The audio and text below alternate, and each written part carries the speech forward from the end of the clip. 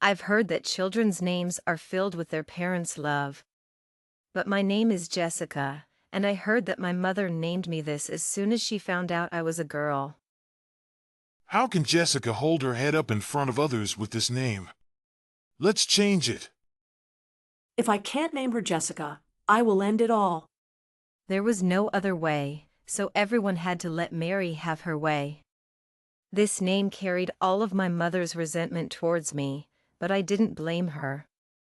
After all, I was a girl. Sometimes I wondered if it would have been better if I were a boy, then I wouldn't face daily punishments. It seemed like heaven didn't hear my prayers. Every time I opened my eyes, I was still Jessica. When I was little, Mary never let John hold me. Whenever he tried to, she would pinch my arm hard. When I cried out, John would stop trying to hold me. Over time, John stopped trying to hold me altogether. In my memory, he rarely came home. I looked forward to John coming home every day because when he didn't, Mary would make me kneel as punishment. It's because of you, this burden, that John doesn't want to come home. Over time, I also believed it was because of me that John didn't want to come home. I remember when I was 6, it was my first time going to school. I hadn't attended kindergarten and went straight to first grade. At that time, the other children didn't know what malice was. They simply found my name funny and chased after me, pointing and laughing. I was very angry because I thought my name, given by Mary, was the best-sounding name. So, I fought with the other children. When Mary rushed to the teacher's office, I was still holding on to another child's clothes. When Mary arrived, I thought she was there to support me. Unexpectedly, as soon as she saw me, she slapped me hard. The slap was so heavy that blood started flowing from my nose. Mary, it's not necessary. It's just a child's squabble. If Jessica causes any trouble in the future, just hit her. You don't need to tell me. Hearing this, the looks in the surrounding people's eyes changed. They started to speculate whether I was really Mary's biological child. I'm sorry, Mrs. Smith. This child is just naughty. If she makes any more mistakes, feel free to punish her. I didn't do anything wrong. They were the ones who laughed at my name first. Mary's smile instantly froze. She asked for leave from Mrs. Smith and took me home. As soon as we got home, she dragged me by my hair into the room, slapped me several times, and said in a nearly hysterical tone, You deserve to live in others' ridicule. You were a mistake from the moment you were born. I'm sorry, Mary. I shouldn't have hit others. Hearing my apology, she laughed even more hysterically. I lay on the ground, not daring to move. Mary turned and went to the kitchen, coming back with a pair of red-hot tongs, pressing them against my body. Ah. You wretch! How dare you go to school and still try to seduce others? How shameless! I didn't understand what she was saying. I only felt the pain on my back before losing consciousness. When I woke up again, I was lying in a hospital bed. John was beside me. Seeing me awake, he nervously asked, Jessica, you're awake. Does your back still hurt? It doesn't hurt when I see you, John. I missed you so much. Was it Mary who hurt you, or did you accidentally hurt yourself? I was about to speak to John when I saw Mary glaring at me from the side, looking very scary. It was my own accident. John didn't say anything after hearing this. He sighed and left the room. Jessica, you're so good. Let's go home, okay? I liked this gentle side of Mary, so I nodded and was taken home. Once we got home, Mary's demeanor changed drastically. She grabbed my neck, her eyes blazing with anger. Why were you smiling so happily at your dad? Are you trying to steal his affection? I couldn't speak, my face turning red from lack of air. She only let go when she saw I was really struggling. At that moment, I missed John and silently wished he would come home soon. Whenever John looked at me for more than a moment, Mary would make me kneel for an entire day without food when he wasn't around. So, whenever John was home, I stayed far away from him. Although I missed him terribly, I didn't want to kneel or go hungry. This continued until I started middle school, and Mary became a bit more restrained, worried about explaining any visible injuries. As I grew older and my body began to develop, Mary wouldn't let me wear a bra. She wrapped my chest tightly with cloth to flatten it. Girls your age who wear bras are improper. Flatten your chest every day.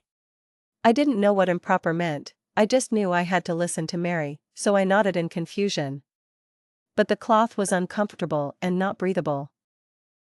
When Mrs. Smith taught us about physical development, I learned that every girl needed to wear a bra and that development was a sign of growing up. So, I started saving money. Mary usually gave me $1 to cover my meals for the day. I saved that $1, pretending I wasn't hungry while others ate, secretly swallowing my saliva. Here, you can have it. I don't want it. My mom always forces me to eat it. I took it and devoured it quickly, choking in the process. He handed me a bottle of milk. Wow, how long has it been since you last ate? I've been saving money, so I've been eating less. He nodded and didn't say anything more. After that, he brought me a piece of bread and a bottle of milk every day, saying he didn't like them and giving them to me. I knew he was bringing them for me, but hunger made me accept them without hesitation. After saving for half a year, I finally had enough money. After school, I went straight to a store that sold bras. Ma'am, can I try it on here?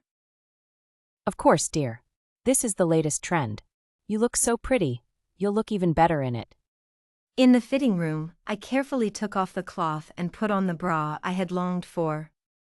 I stared at myself in the mirror, realizing that wearing a bra wasn't painful at all and that I could look this good.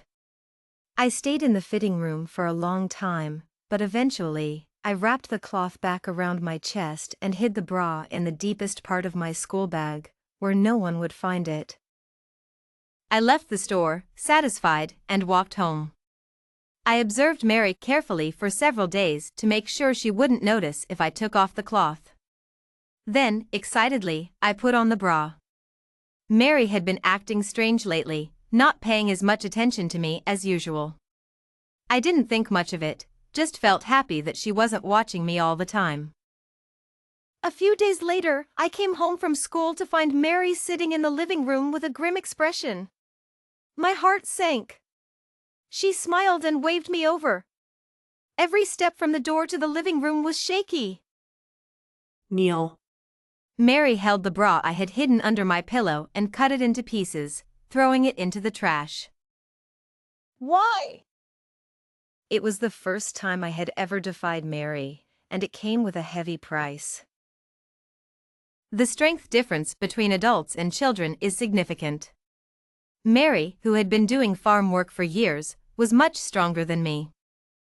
She kicked my knee, and I fell to the ground. Before I could react, she slapped me several times, hard enough that the taste of blood filled my mouth. Please, stop. Then she grabbed my hair and dragged me from the living room to her bedroom. I was powerless to resist.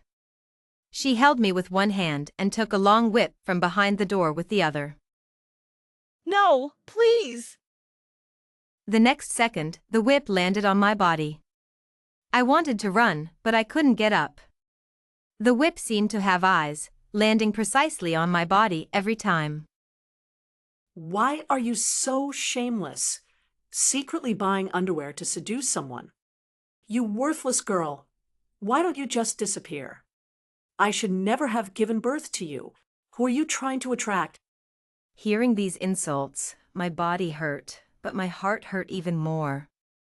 I didn't understand why my own mother would assume the worst about her daughter. Mom, am I really your biological daughter? If I am, why am I called Jessica?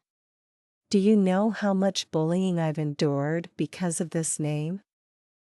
You deserve that name. I wish I had never given birth to you. You're just like your name, worthless.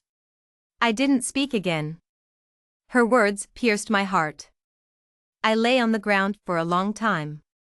Mary came over with a first aid kit to treat my wounds. Every time after hitting me, she would do this, making me feel it was unreal. Was this really the same person? If you want to disappear, do it outside. Don't do it in my house and bring bad luck. I opened my mouth, but no sound came out. I wanted to cry, but I couldn't. If I cried, Mary would hit me harder. Supporting myself on the floor, I struggled to stand up and went back to my room. As soon as I closed the door, I slid down against it, tears streaming down my face. I didn't dare make a sound, covering my mouth tightly. The pain from my injuries was nothing compared to the pain in my heart. I didn't know what I had done wrong. When John didn't come home, Mary blamed me for not being a boy, saying that's why John didn't come home. But even when John was home, I had to stay far away from him.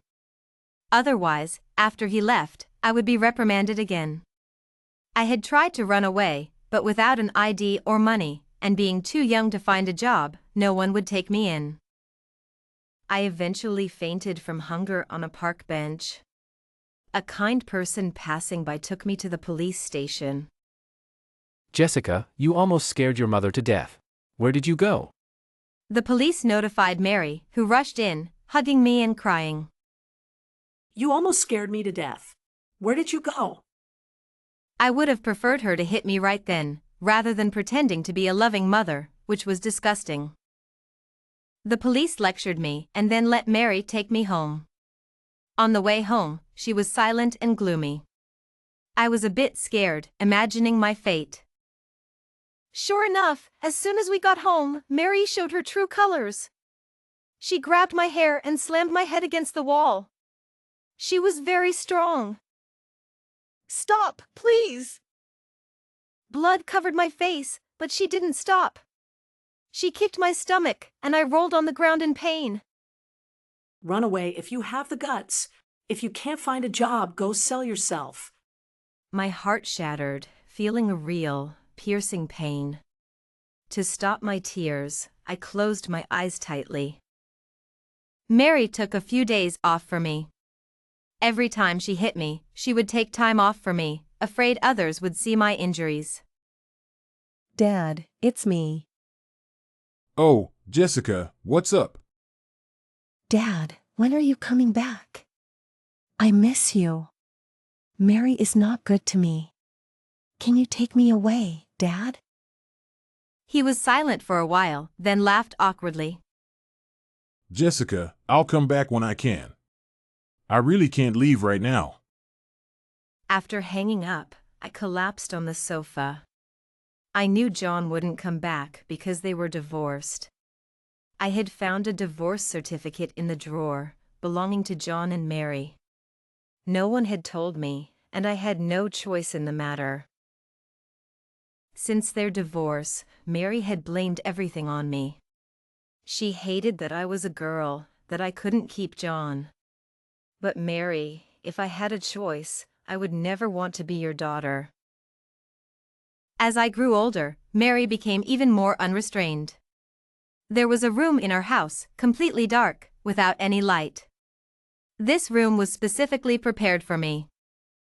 Jessica, your exam scores dropped again. She locked me in the pitch-black room filled with thumbtacks. Any slight movement could result in stepping on one. The light in the room had been removed by Mary, so I could only sit still. 3 days later, Mary finally let me out. Food. I need food. I grabbed the food on the table and devoured it, while Mary stood by, smiling and recording my ravenous eating with her phone.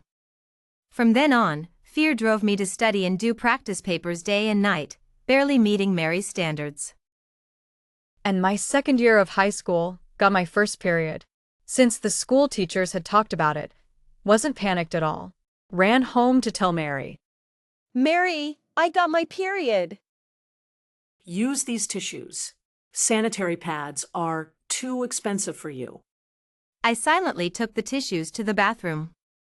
They were particularly rough and uncomfortable, but I had no choice. During my period, I would wait until just before class to quickly change in the bathroom, afraid that others might see.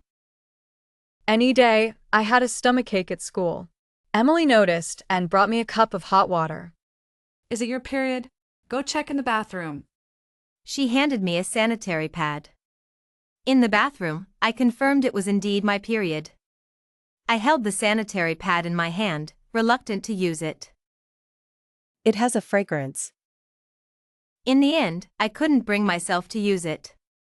I carefully put it in my pocket and took out the tissues I usually used. This was the first and last time I felt kindness from someone around me. Because of my unusual name, I was often mocked by my classmates. I didn't dare to fight back, fearing that Mary would hit me in front of so many classmates. Gradually, I became more and more withdrawn, only occasionally speaking to my deskmate. I had a special connection with my deskmate, William. He had been my deskmate since middle school and continued to be so in high school. In middle school, he was a chubby, round, and cute boy. But when we entered high school, his appearance changed dramatically. He became tall and slim, very handsome, and was the object of many girls' secret crushes. Except for me. I didn't have, nor dared to have, such thoughts.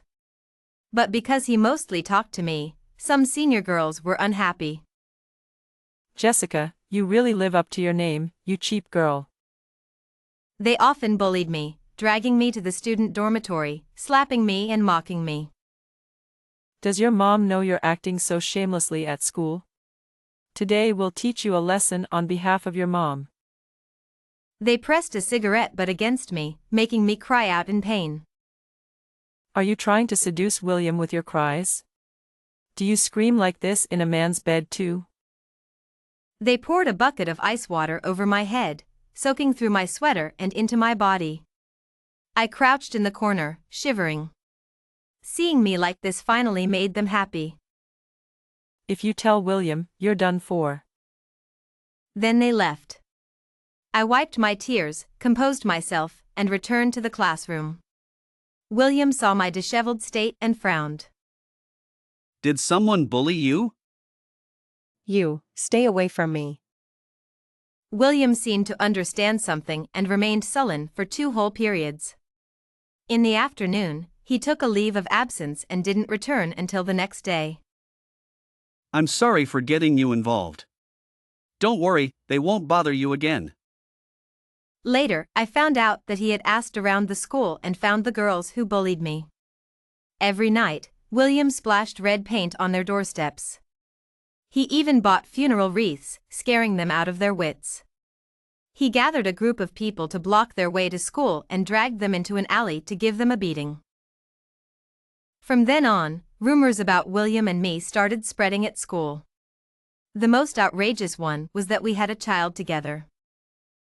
Somehow, this rumor reached Mary. She stormed into the school, demanding an explanation. William and I were called to the office. I want an explanation. How could you do this to my daughter? Mary, it's not true. I swear. We didn't do anything wrong. William's family also came and firmly stated that their child would never do such a thing. I don't care. Your son was with my daughter, so you should compensate us. My daughter is still innocent. I felt extremely embarrassed and tried to pull Mary up, but she slapped me. You worthless girl, so young and already with a boy. Shameless. I stood there, covering my face, tears streaming down. How much do you want? I was shocked. Why admit to something that never happened? I don't want much. My daughter is innocent. 50,000. Mary, no, this is wrong. Alright, give your account details to the butler, and you'll get the money right away. Only then did I realize that the two elderly men weren't William's family. Having a butler at home must mean they have a lot of money. Mary happily went home with what she wanted, while I was left in the office, facing Mrs. Smith's sarcastic remarks. Is money that easy to earn now? How shameless. I knew Mrs. Smith was talking about Mary, and my face turned red with shame. Mrs. Smith, that's not right. I'm taking responsibility for what I've done. Isn't that fair? He then pulled me out of the office. Why admit to something you didn't do? Don't worry about it, little deskmate. Just go on as usual. My face turned bright red, and I whispered, I'm sorry. I'll definitely pay you back. Before William could respond, I ran back to the classroom. Many classmates knew about Mary causing a scene at school. They taunted me. Jessica, did your mom get money from William? Can anyone be with you for money? I lowered my head and sat at my desk. Seeing that I didn't respond, they continued. How much for one time? I buried my head even lower. William, who arrived a bit later, heard their words. If I hear you talk about her again, you'll regret it. His words were not just for that boy, but for everyone present. No one dared to provoke William. His family was powerful, and they could easily crush anyone. With William's protection, I had a peaceful high school life. No one dared to speak ill of me in front of him. William, why are you so good to me? I think you're great. Just focus on your studies. I've got your back. I looked forward to the college entrance exams, planning to change my name afterward. Everything went smoothly until the exams ended. Let's have a final gathering since we might not all be together again. I didn't want to go, but William insisted, so I went. Everyone shared their desired colleges. When it was my turn, I quietly said, Tsinghua. Everyone was stunned for a moment, then praised. Only you could do it. Anyone else would be dreaming. I smiled shyly, thinking I should thank Mary. If I didn't get the top score in exams, she would punish me harshly. After dinner, they suggested going to a karaoke bar, but I couldn't stay out too long, so I went home early. Let me walk you home. No, it's okay. Mary might misunderstand. Walking home alone, someone suddenly covered my mouth from behind and dragged me into a dark alley. There was a group of thugs, all wearing masks. I struggled desperately, but there were too many of them. They pinned down my hands and feet. I screamed in despair, hoping to attract someone's attention, but my wish went unanswered. Why are you doing this to me? Don't blame us. Blame yourself for offending someone. I kicked the man hard with my legs, hoping they would let me go. My hands found a sharp stone, and without hesitation, I struck him on the head. You ungrateful woman. You don't know what's good for you, do you? I was powerless to resist, and another man came up and held my hands. Then they started to strip my clothes, and some of them were recording with their phones. I was terrified and begged them to let me go, but they were unmoved. When William found me, I was lying in a pile of trash, disheveled. Jessica, what happened to you?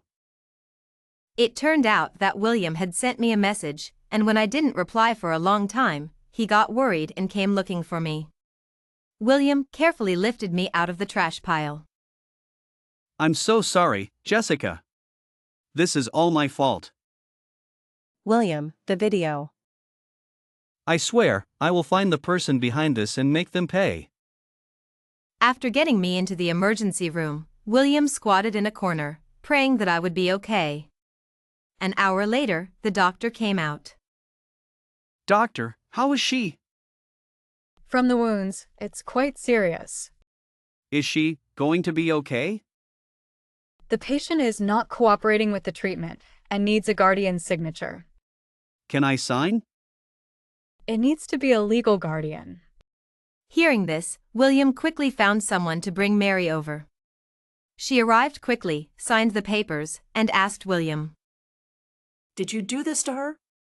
If I hadn't let her go to the class reunion, this wouldn't have happened. "Since you caused this, you need to pay." William looked at her in shock, doubting if she was really my mother.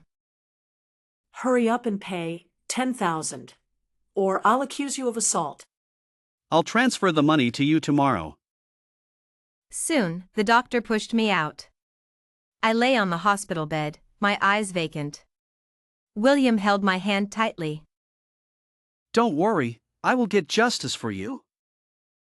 I didn't even blink. At this moment, Mary came in. "Who told you to go out in a skirt in the middle of the night? You deserved it." Are you really her mother? How can a mother say that about her own daughter?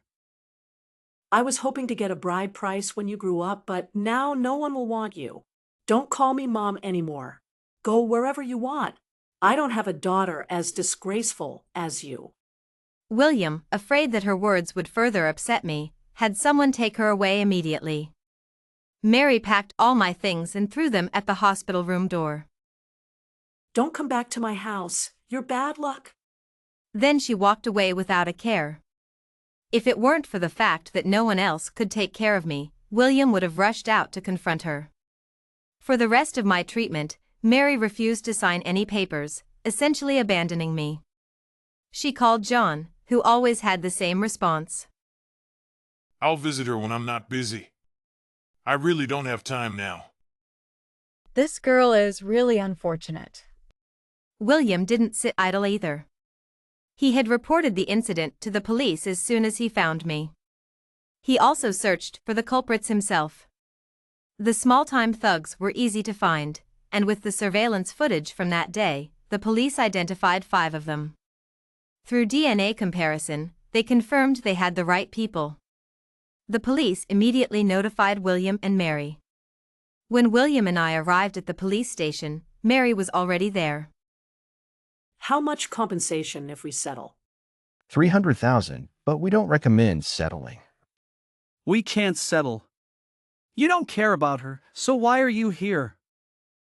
Mary glared at him and then said to the police, "I am the victim's immediate family, and I want to settle."